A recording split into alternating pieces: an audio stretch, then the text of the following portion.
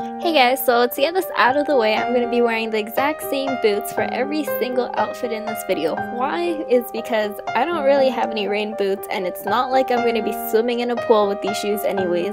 So really anything that's not canvas or cotton material and is slightly waterproof, so like pleather, I will probably wear that during rainy days. Anything else? Not going to be on my feet. So yeah, and I have 3 outfits coming right up for you guys.